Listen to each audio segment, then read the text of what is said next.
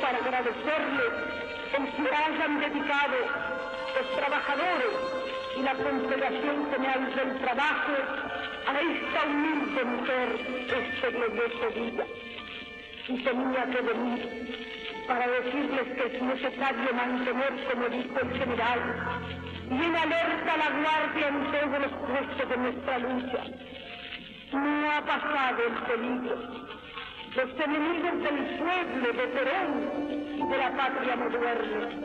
Es necesario que cada uno de los trabajadores argentinos vigile y que no duerma, porque los enemigos trabajan en la sombra de la traición y a veces se esconden detrás de una sonrisa o de una mano tendida.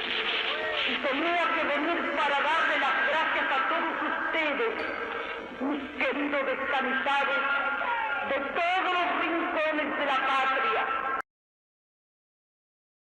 11 de marzo de 2017. Dejo aclarado que soy Megáfono La Guerra, ahora gracias a Facebook, Juancho José. Gracias al compa, Lupín Lobos, ya aprendí a usar el locuendo y esto me facilita mucho las cosas, a pesar de la resistencia que tuve para usarlo. Gracias Lupín. A solo 4 días del 7M.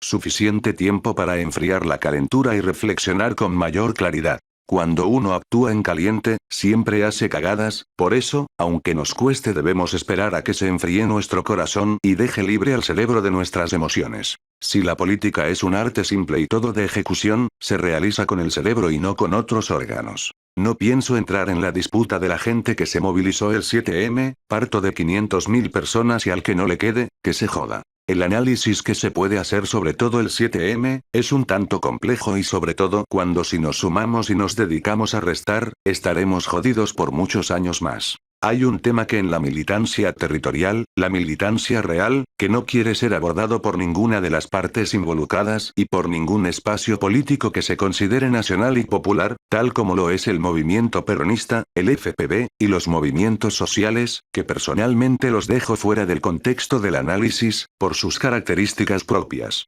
Esto, seguramente lo pueden poner en debate si quieren perder tiempo, pero para mí es un tema sin discusión. En Argentina, cualquier construcción política o tiene una pata peronista o tiene fecha de vencimiento y las pruebas son de corto y mediano plazo, nuestra historia contemporánea. De la misma manera afirmo, que el peronismo solo, no tiene posibilidad alguna de llegar a un triunfo electoral. Y esto lo demostró quien fundó el peronismo, como un movimiento frentista. Claro, en ese momento había una sola conducción y era Juan Perón, que también le daba el piné, para conducir hasta el enemigo. Como dije anteriormente, hay un tema que nadie quiere abordar. Bueno, yo sí quiero hacerlo, ya que estamos en un gobierno de sinceramiento, jajaja. Hace años, la disyuntiva que se planteaba era: o se pejotiza el kirchnerismo, o se kirchneriza el PJ. Esa disyuntiva no se resolvió y hoy se pagan las consecuencias de su no resolución. Pero esta no resolución se debe esencialmente a una expresión de Perón, que lo define todo. Lamentablemente en la política además de ideologías existen intereses. Hoy estamos sosteniendo la contención de ese dilema no resuelto y también, las consecuencias de los intereses en juego. El 7M, no se escapa de esta disyuntiva no resuelta y por lo tanto se paga el precio que los intereses sectoriales o personales que están en juego. Aunque esto represente dejar colgadas a 500.000 personas a las que les costó movilizarse. Quisiera, para ser justo, plantear en el análisis diferentes escenarios posibles y luego dar mi opinión personal. Tras 15 meses de gobierno, se logra la unificación de la CGT, pero no la unidad de todas las centrales de trabajadores. El gobierno neoliberal elige con quién hablar a este triunviro, excluyendo a otras centrales que tienen su representatividad. Sabemos que cada uno de los 3 triunviros representa a un interés político diferente y que esa unidad no puede ser más que temporaria, hasta que se logre una unidad real, sólida y con unidad de concepción. Bueno, fue un paso, es aceptable, pero se advierte en el tiempo, que este triunviro, ha mantenido actitudes que no manifiestan una unidad de concepción ni entre ellos, ni entre sus intereses representados, ni con las bases, que son en definitiva, la razón de la existencia de la CGT. Con la mejor voluntad, podemos decir, erraron el vizcachazo, un error lo comete cualquiera. Y en todo caso el error, fue llamar a la marcha, para no culminar una potente movilización con la fecha de un paro general. Otro escenario. Siendo medio desconfiado. Si no iban a dar fecha del paro, ¿para qué se llamó a movilizar? ¿Hay acaso intereses de los triunviros con el gobierno? ¿Puede una CGT, tan débil, darse el lujo de llamar a semejante movilización, arriesgando a futuras convocatorias sin acatamiento de las bases? Es decir, ¿jugaron a que nadie más quiera movilizarse hasta que cambie la actual dirigencia? Esto sería desde lo mal pensado, porque de ser así, jugaron a darle tiempo al gobierno hasta las elecciones, con la tranquilidad de no movilizaciones ni paros. Otro escenario. ¿Fue traición?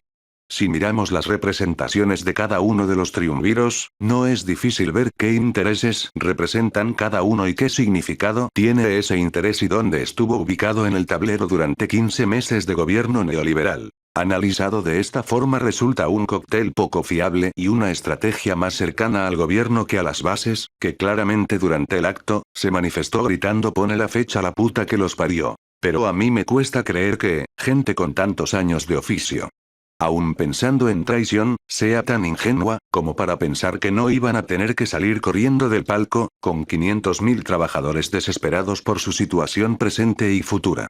Perdona a las compañeras por las siguientes expresiones. Si vos querés meterle un poste en el traste a alguien y hacerlo para conseguir algo, lo lógico es que primero le muestres el tamaño del poste. 500.000 personas en la calle. Y luego, le hagas pensar en lo que va a sentir, cuando lo tenga adentro, y eso era lo más simple. Por ejemplo, tenés hasta el 30 de marzo, para pensar si lo querés dentro o afuera, pero el poste ya está acá. Y eso era muy sencillo de hacer. Excepto que la soberbia del gobierno, en estos 15 meses se les haya contagiado por osmosis al tener un contacto tan cercano. Que cada quien elija el escenario que más le resulte. Mi opinión. En principio, cualquiera de estos tres escenarios es posible. Milito desde los 60 y he visto a un secretario general, casi profugado de las bases en nuestro hermano país de Uruguay. Decir en los primeros días de la dictadura del 76. Decir alegremente ante la pregunta de un periodista. Pregunta del periodista. ¿Qué pasa en Buenos Aires? Casildo Herrera. Ah, no sé, yo me borré. Por lo que en política no pongo ni una uña en el fuego, por nadie. Lo que a mí me llama a este análisis, es que haya sido cualquiera de los escenarios posibles que he planteado, el resultado sigue siendo el mismo. El pueblo trabajador, comenzó a tomar las calles y lo seguirá haciendo, por eso voy a la ecuación final. Sea un escenario u otro, acá perdió el gobierno neoliberal y quedó pulverizada la credibilidad de esta dirigencia actual. Yo he sido dirigente gremial y en la época de la dictadura del 76. Sí, soy de los que se azó. Pero si yo hubiera tenido que salir corriendo de las bases que representaba, nunca nadie me hubiera vuelto a ver en mi país, solo por vergüenza, aun cuando hubiera sido por cometer un error semejante.